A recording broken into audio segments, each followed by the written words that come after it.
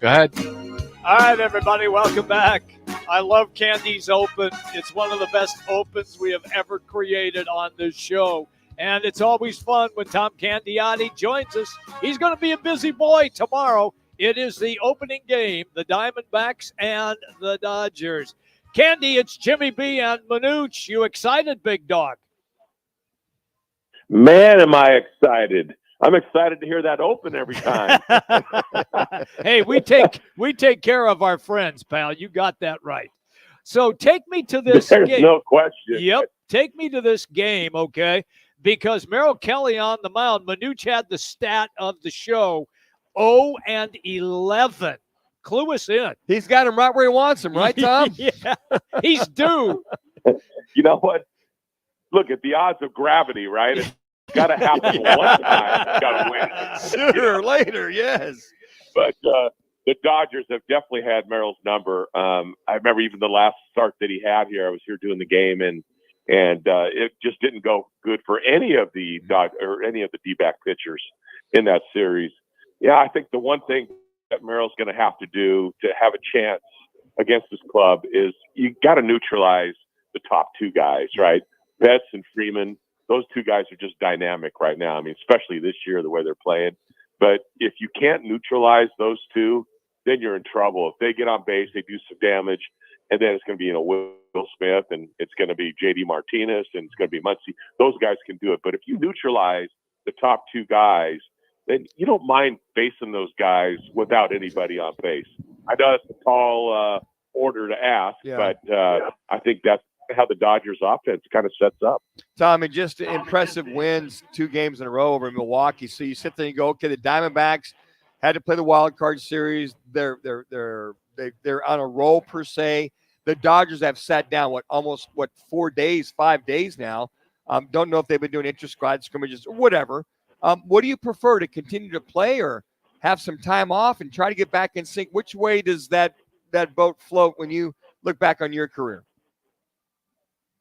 I'd rather keep playing. If you stay sharp that way, your focus stays like really high and elevated, and instead of like really just kind of letting yourself just kind of down and relax for a little bit. The only thing it does help is if your rotation is a little bit in trouble, you have a chance to really set your rotation, for this upcoming series. But I don't know. I think if you talk to most players, they want to keep going, and they don't want those days off. Maybe one day off is great, but when you're getting 2, 3, 4, 5 days off, that's a lot to miss. So, I think I'd much rather be in the D-backs situation right now. Yep. They're set up pretty good with Merrill and even Gallen.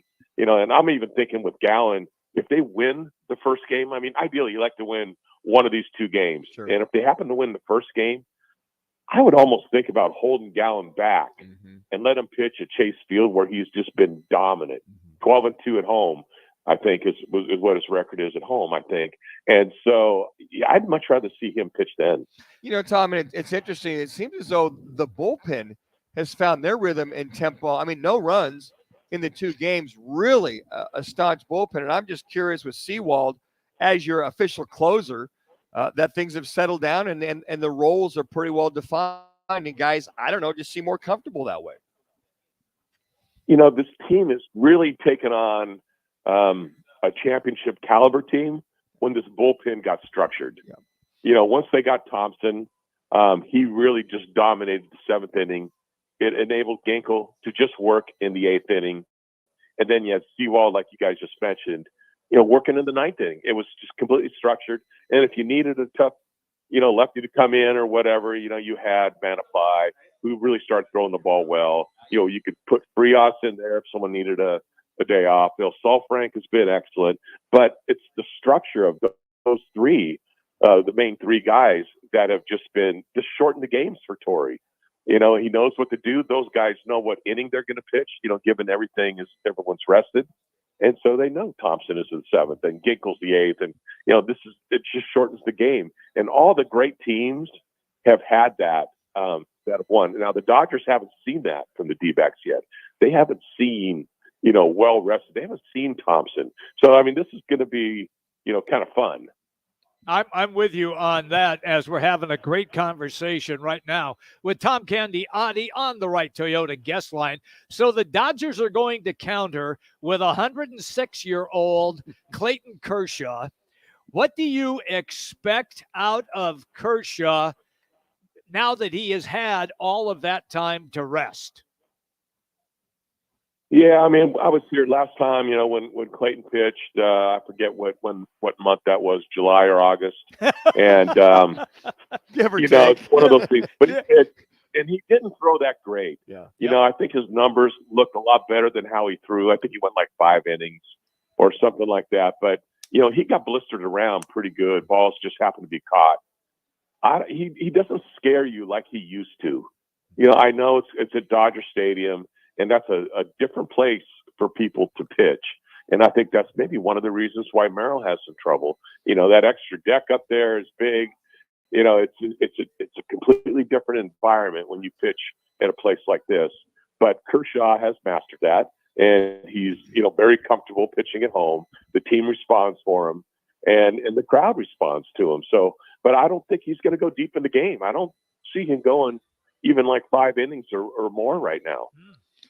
Tom Candiotti joins us here on the Right Toyota guest line. Rocking news to Jimmy B.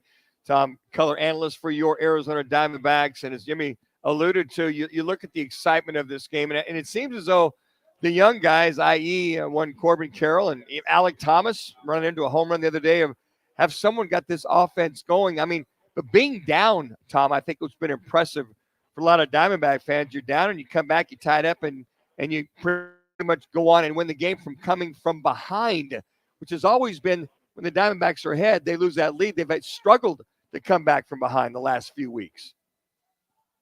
Yeah, I mean, you got the firepower now to be able to do that. And this team offensively, they're going to go as Corbin Carroll goes. When Corbin, gets it going, when he gets on base, whether he hits a home run or gets a base hit, steals about 20 bases, whatever it is, he just sets the tone for this team. And when he doesn't get on base and he doesn't create havoc out on the base pass or do something special with his bat, then this team has a tendency to struggle. So, that's just going to be a key matchup with Corbin. I talked to Corbin Burns after his outing in Milwaukee, and I said, "What'd you think?" I know him. He's a St. Mary's college grad, where I was. Right. And so, and a golf buddy. And so he goes, if you miss any pitch down on him, he is so locked in, he's just going to kill the ball. Wow. And he goes, I missed my spot. I threw a changeup down. I should have never thrown it. And he hit the ball about as hard as anyone's hit one off me.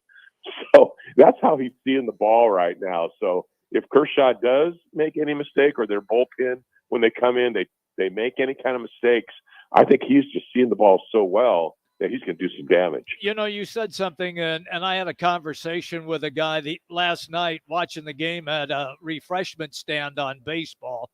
And baseball used to be all about statistics and pitching statistics, hitting statistics. Now, when you had Miguel Cabrera win the Triple Crown, people were trying to poo-poo that because his WAR wasn't as good as somebody else. Now you're to the point where you just referenced it. You might even see Clayton Kershaw only go 4 innings, maybe 5 tops.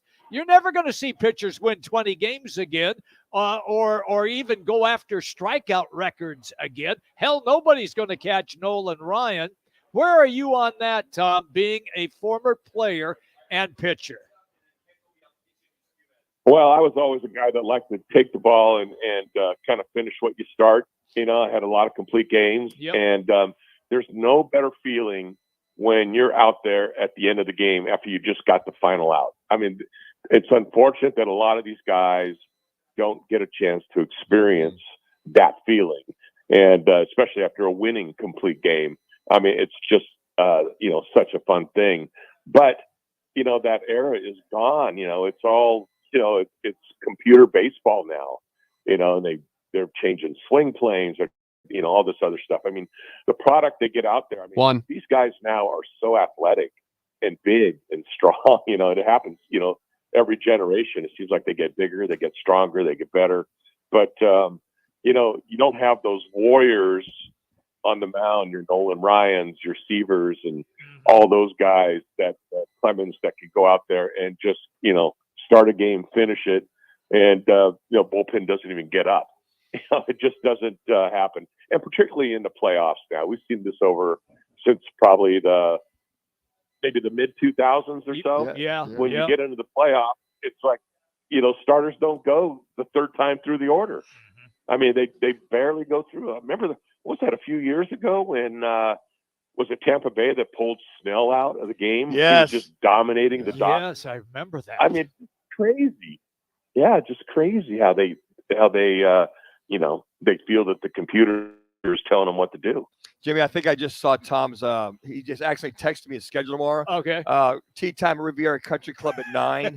Brunch at 1:30. Yeah. Nap from 2 to 4. Ball club. First pitch 6:20. Man, you got a hell of a life there. Life of Riley there, That is Big pretty Tom. good, Tommy. Hey, as long as you get that lunch and the nap in, you're good. Listen, have a great